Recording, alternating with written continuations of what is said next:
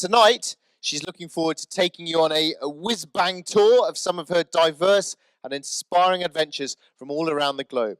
Please welcome Holly. Cheers. Hello everybody. So this evening I'm going to talk about what passion means to me as an adventurer. In 2008 I was fortunate enough to take part in a world first adventure, and I became the first woman to skydive Everest. Thankfully this wasn't my first skydive, but it was like no jump I'd ever done before.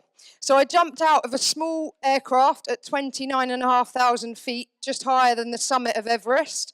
I free-falled for 1 minute, pulled my parachute at 18,000 feet and landed at 12,500 feet, which is where I'd normally be getting out of an aeroplane, not landing.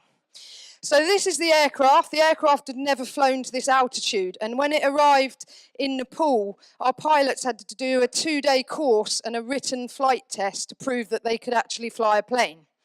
Luckily, they passed. Next slide.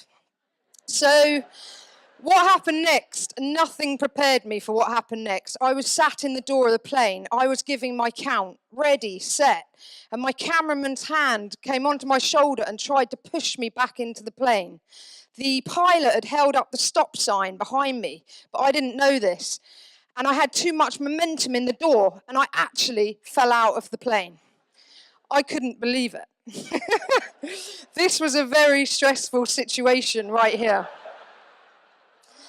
As you can see, it's a complete cloud cover. I've got no visuals on the ground, so I've got no idea at this point where my landing area is beneath me. So right here, I'd come through the clouds, but I was not enjoying the view. I was absolutely hell-bent on finding the landing area. So I pulled my parachute, it opened, I was happy about that. But I had to take off my oxygen mask as it was obscuring my vision, so I felt a little bit dizzy. I made it back to the landing area. I was also pretty happy about that. But about 3 minutes after I landed, the clouds rolled in and you couldn't even see 2 or 3 meters in front of you, complete whiteout. So I felt very fortunate to walk away safely from that jump.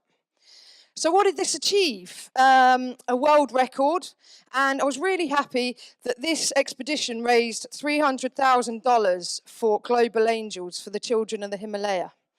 And 200 computers were sent over to local schools with an internet connection set up. So, following year, I got sponsored to take part in another world first adventure. I raced 1,000 kilometers across Mongolia on semi-wild horses. Mongolia is an incredible place. There's no boundaries. Wherever the eye can see, you can go. So I rode a total of 25 horses. There were 2 rules to this race. One, you couldn't ride at night, and one, you couldn't ride one horse more than 40 kilometers.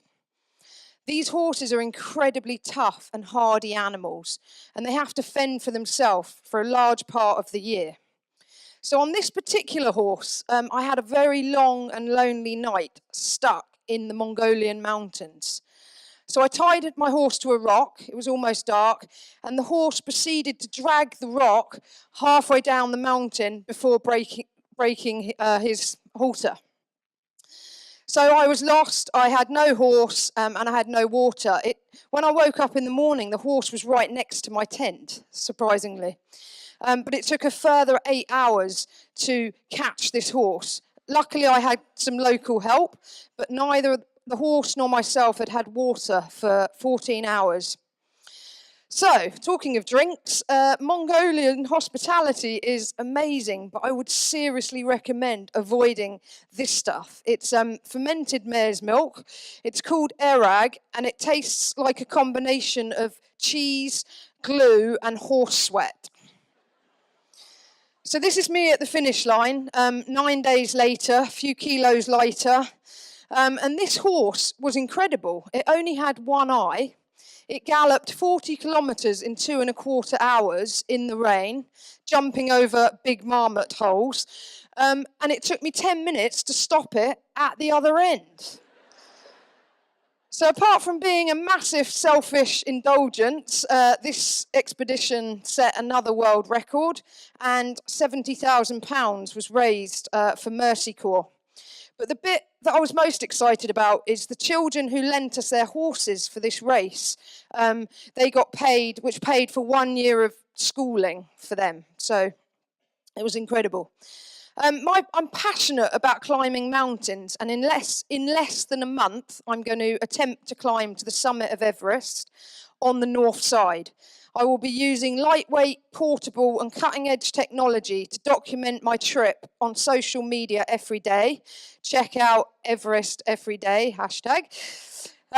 So this here is my first trip to the Himalayas. I thought it would be a really good idea to snowboard from the summit of a 6,500 metre peak. Quite frankly, not one of my best ideas. Snow was awful, sheet ice, waist-deep powder, and not a bar or restaurant or chairlift in sight. This is one of my favourite photos. It's on Burunsi, a very exposed mountain, and you have to sort of shuffle across this ledge with 1,000-foot drop-off on both sides. Funny what you find yourself doing when you're in the mountains. This is my summit photo from Choi Oyu, my first 8,000 metre peak. It's the 6th highest mountain in the world, Everest in the background. This was a very grueling 38-day expedition, and only 6 of us summited for the entire climbing season because of difficult weather. I sleepwalk, by the way. My mum is here freaking out when she saw that picture. But I often get asked, what is it that drives me to do these adventures? And in one word, it's passion. And I've kept hearing this tonight from other people. So with self-belief, determination and resilience, you can achieve beyond your wildest dreams.